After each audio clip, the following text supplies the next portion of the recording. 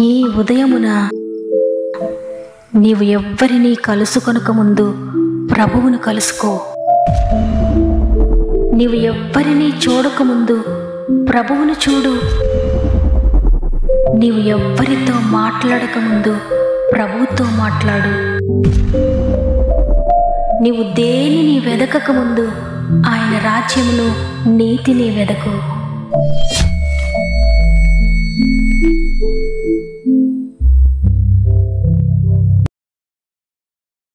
Praise the lord. మరి యొక్క నూతన ఉదయాన మిమ్మల్ందరినీ ఈ విధంగా కలుసుకొని దేవుని మాటలు మీతో పంచుకోవడానికి దేవుడు నాకు అనుగ్రహించిన ఈ గొప్ప అవకాశం బట్టి దేవుని స్తుతిస్తున్నాను. మిమ్మల్ని అందరినీ మరి ఒకసారి వాగ్దాన కార్యక్రమానికి ఆహ్వానిస్తున్నాను. ప్రియ దేవుని బిడ్డలారా, మీరందరూ ఎలా ఉన్నారు? ఈరోజు ఏదైనా టెన్షన్లో, మీ కుటుంబంలో ఏదైనా అలజడితో, ఏదైనా పోరాటంతో నలిగిపోతున్నారా? తల్లి విడిచిన, తండ్రి మరచిన, నేను నిన్ను విడువను మరువను అని వాగ్దానం చేసిన ప్రభువు నిన్ను విడిచిపెడతాడా? ఎంత మాత్రమో విడిచిపెట్టడు.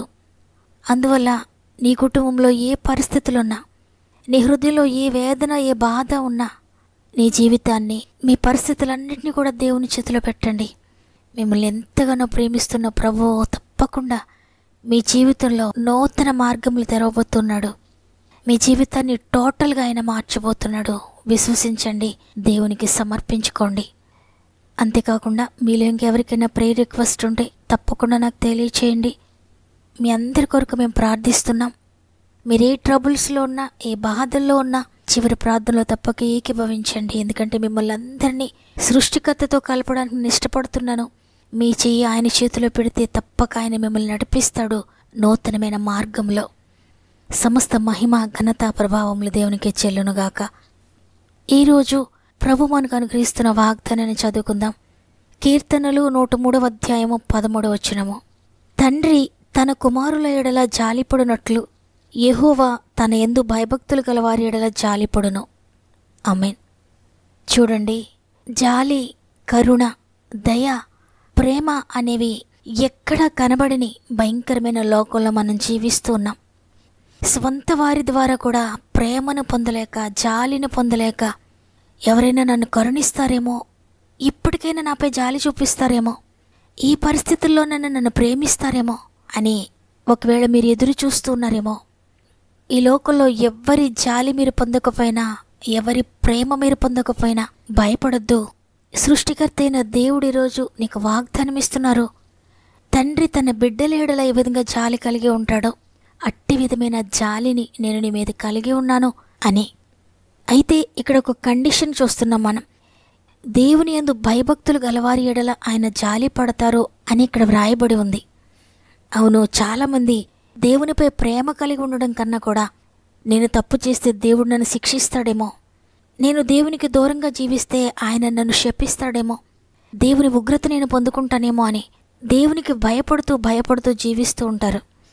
అయితే నీవు ఆ విధంగా భయపడాల్సిన అవసరం లేదు. ఎందుకంటే దేవుడు ఎప్పటికీ కూడా శపించడు.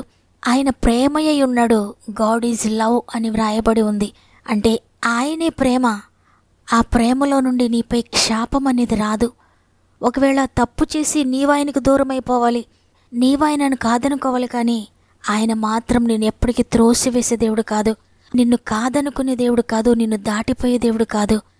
నీపై జాలిపడేటువంటి ప్రభు అయినా నీవెంతగానో దేవునికి దూరం అయిపోయి, పాపములు కోరుకుపోయి, దేవునికి ఇష్టం లేని కార్యాలు చేస్తూ, దేవుడు నా జీవితంలో ఏ కార్యం చేశాడని ఆయన నేను నమ్మాలి, ఇక నాకు దేవుడొద్దు, నేను దేవుని నమ్మను, ఆయన నా జీవితంలో ఏ కార్యం చేయలేదని నీవు ఆయనను అపార్థం చేసుకొని ఆయనకు దూరం అయిపోయినా మరలా నీవు దేవుని దగ్గరకు వచ్చి తండ్రి నన్ను క్షమించు అని హృదయపూర్వకంగా నువ్వు ఒప్పుకుంటే నీ పాపములు సముద్ర అగాధంలోనికి పడవేస్తారంట.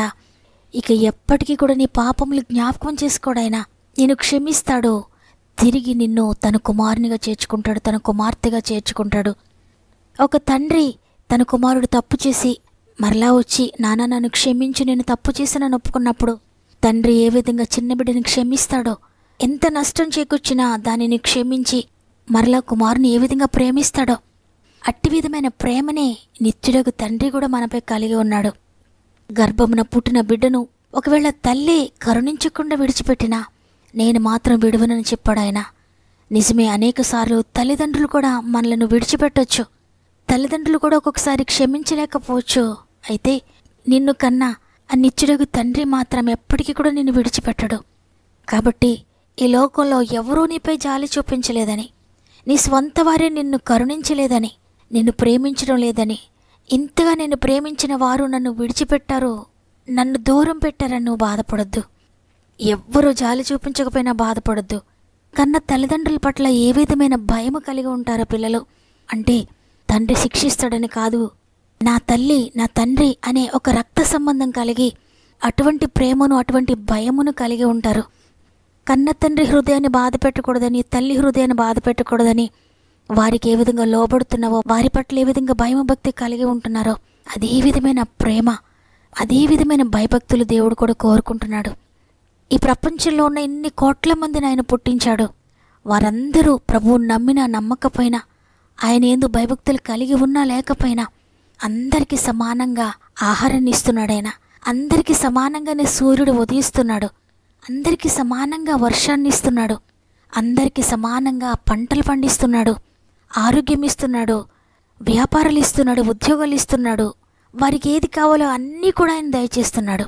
అయితే ఆయన యందు భయభక్తులు కలవారికి వీటితో పాటుగా ఇంకా ప్రత్యేకమైన ఆశీర్వాదాలు కూడా దేవుడు అనుగ్రహిస్తాడు. గొప్ప శాంతినిస్తాడైన, గొప్ప సమాధానాన్ని ఇస్తాడు. శ్రమలో కూడా ధైర్యాన్ని ఇస్తాడు. ఏమీ లేని పరిస్థితిలో కూడా గొప్ప నిరీక్షణ కలిగిస్తాడు. ఎంత భయంకరమైన వ్యాధి వచ్చినా ఆ వ్యాధిలోని విడిపిస్తాడు. అంతేకాకుండా ఈ లోకాన్ని విడిచిన తర్వాత నిత్య జీవాన్ని కూడా వారి కొరకు సిద్ధపరుస్తున్నాడాయన. అదే ఆయన యందు భయభక్తులు గల వారి పట్ల ఆయనకున్న ప్రత్యేకమైన ఉద్దేశం. కాబట్టి జాలి లేని ఈ లోకంలో, కరుణ లేని ఈ ప్రపంచంలో నీవు కృంగిపోవద్దు, అలసిపోవద్దు. అయ్యో నా జీవితం ఇలా అయిపోయిందేంటి, నేను నీకెందుకు బ్రతకాలని నిరాశపడొద్దు. ఈ లోకంలో నీకెవ్వరు జాలి చూపించకమని భయపడొద్దు. నిన్ను ప్రేమించి నీపై జాలి చూపించే ఒక ఆయన ఉన్నారు. ఆయనే యేసుక్రీస్తు ప్రభు. ఈ లోక తల్లిదండ్రులు సమస్తాన్ని ధారపోస్తారు, ఎన్నో త్యాగాలు చేస్తారు, కానీ ప్రాణత్యాగం నీ కొరకు చేయలేకపోవచ్చు. కానీ తల్లి కంటే తండ్రి కంటే కూడా నేను ఎక్కువగా ప్రేమించే ప్రభువు నీ కొరకు ప్రాణత్యాగం చేశారు. ప్రాణం అర్పించినంతగా నిన్ను ప్రేమిస్తూ ఉన్నారు. కాబట్టి నీవెవ్వరిని గురించి నిరాశ చేసుకోవద్దు. ఎవ్వరు లేకపోయినా, ఒంటరిగా ఉన్నా నిన్ను ప్రేమించే ప్రభు ఉన్నారు. ఆయన బట్టి ధైర్యం తెచ్చుకో. ఈ జాలి లేని లోకానికి వచ్చి నువ్వు ఆలోచించొద్దు. దేవుని వైపు చూడు, ఆయన నిన్ను నడిపిస్తాడు. ప్రభువా నీవే నాదు శరణం, ఆశ్రయించితి నీ చరణములే. ప్రభువా నీవే నాదు శరణం, ఆశ్రయించితి నీ చరణములే. అపవాది క్రియలందు బందీనైతిన్, కృప చూపి నన్ను విముక్తుని చేయుమా. విపరీత గతి పొందియుంటిన్, నీదు ముక్తిన్ ప్రభావింపనిమ్ము.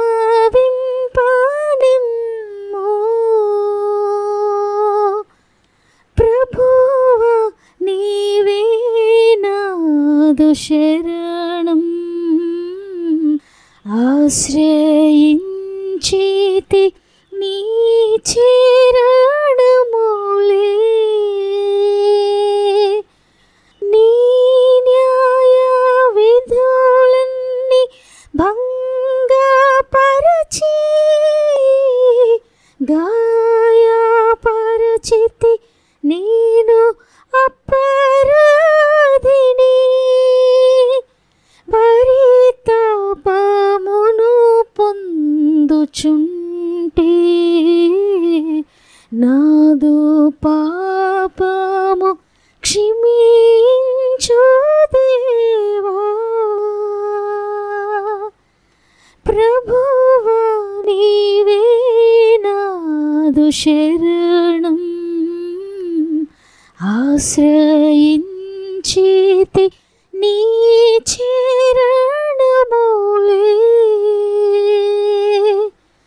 పాప భారము తోడ అరుదించితిని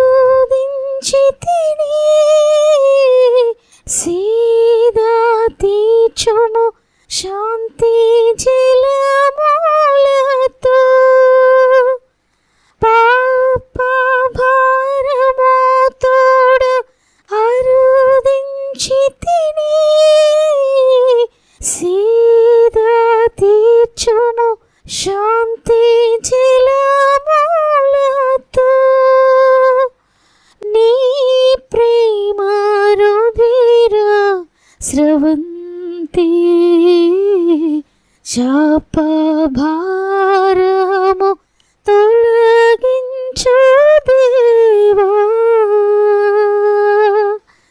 ప్రభువా నీవే నాదు శరణం ఆశ్రయించితి నీ చరణములే ప్రభువా నీవే నాదు శరణం ఆశ్రయించితి నీ చరణములే. ప్రేమగల తండ్రి నీకు వందనాలు దేవా. నీ కృపను బట్టి గత రాత్రంతా మాకు తోడయుండి ఈ ఉదయాన్నే లేచి నిన్ను స్తుతించే భాగ్యం ఇచ్చారు. నీకు కోట్లాది స్తుతులు తండ్రి. తండ్రి ఈరోజు మాతో మాట్లాడారు. నా యందు భయభక్తులు కలిగి ఉన్న నీపై నేను జాలి చూపిస్తున్నాను. పడిపోయిన స్థితిలో ఉన్న నిన్ను లేవనెత్తుతాను. నువ్వు కృంగిపోయిన స్థితిలో ఉన్న నిన్ను లేవనెత్తుతాను. నువ్వు పాపంలో ఉన్న లేవనెత్తుతాను. శాపగ్రస్తమైన జీవితాన్ని కలిగి ఉన్న తిరిగి నా దగ్గరకు వస్తే నాకు మొరపెడితే తప్పకుండా నేను విడిపిస్తానని వాగ్దానం చేశారయ్యా. పరిశుద్ధాత్ముడా, మా ఆత్మీయ కుటుంబంలో ప్రతి ఒక్కరిని కూడా జ్ఞాపకం చేసుకోండి. పూర్తిగా నీకు లోబడడానికి, నీ దగ్గర నుండి ఆశీర్వాదాలు పొందుకోవడానికి సహాయం చేయండి. ఇదిగో ఆర్థికంగా నలిగిపోతున్న వారికి విడుదల ఇవ్వండి తండ్రి. ఆత్మీయంగా పడిపోయిన వారిని లేవనెత్తండి అయ్యా. ప్రార్థనలో పడిపోయిన వారిని తిరిగి నీ జీవముతో నింపి నీ ప్రార్థన శక్తితో నింపండి. అనారోగ్యంతో నలిగిపోతున్న బిడ్డను లేవనెత్తండి. ఆర్థిక బంధకాల్లో పడిపోయిన వారిని లేవనెత్తండి. కుటుంబ కలతలతో నలిగిపోతున్న వారిని లేవనెత్తండి. కోర్టు బంధకాల్లో నలిగిపోతున్న వారిని విడిపించండి. ఉద్యోగ సమస్యలో ఉన్న వారిని విడిపించండి.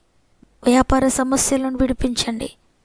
అయినా ఏ పరిస్థితులను ఎదుర్కొంటూ ఉన్నా ఆత్మీయంగా అయినా, శారీరకంగా అయినా, మానసికంగా అయినా, ఆర్థికంగా అయినా, సామాజికంగా అయినా ఏదైనప్పటికీ కూడా తండ్రి నీకు మొరపెట్టుకున్నప్పుడు, నీ పాదాలు పట్టుకున్నప్పుడు తప్పక మీరు విడిపిస్తారయ్యా. నిజముగా మొరపెట్టి వారికి సమీపంగా ఉంటారని వాగ్దానం చేశారు. ఎంతమంది ఈరోజు హృదయపూర్వకంగా ప్రార్థిస్తున్నారో ప్రతి ఒక్కరితో మీరు మాట్లాడి ప్రతి ఒక్కరిని మీరు చేపట్టి లేవనెత్తి భయంకరమైన పరిస్థితులన్నిటి నుండి దాటిస్తున్నారు నమ్ముతున్నాను. ఇది మేము ఎవరైనా ఎగ్జామ్స్ రాస్తుంటే మీరు తోడుగా ఉండండి. ఇంటర్వ్యూస్ వెళ్తుంటే మీరు తోడుగా ఉండండి. ఈరోజు పుట్టినరోజులు, పెళ్లి రోజులు జరుపుకున్న వారందరినీ కూడా జ్ఞాపకం చేసుకున్నాను తండ్రి. ఈ సంవత్సరంలో ఇంకా ఆత్మీయంగా ఉన్నత స్థితికి తీసుకువెళ్ళండి అయ్యా. ఈ దినమును ప్రారంభిస్తూ ఉండగా ప్రార్థనతో, వాక్యముతో దినాన్ని ప్రారంభించి గొప్ప విజయాన్ని చూడడానికి ప్రతి ఒక్కరికి సహాయం చేయమని యేసయ్య పరిశుద్ధమైన నామములో అడిగి వేడుకొంచున్నాను తండ్రి. ఆమేన్. ఈరోజు ఈ మాటలు విన్న ప్రియ చెల్లి, ప్రియ తమ్ముడు, దేవుడు నీపై జాలి చూపిస్తూ ఉన్నాడు, నీపై కరుణ చూపిస్తూ ఉన్నాడు.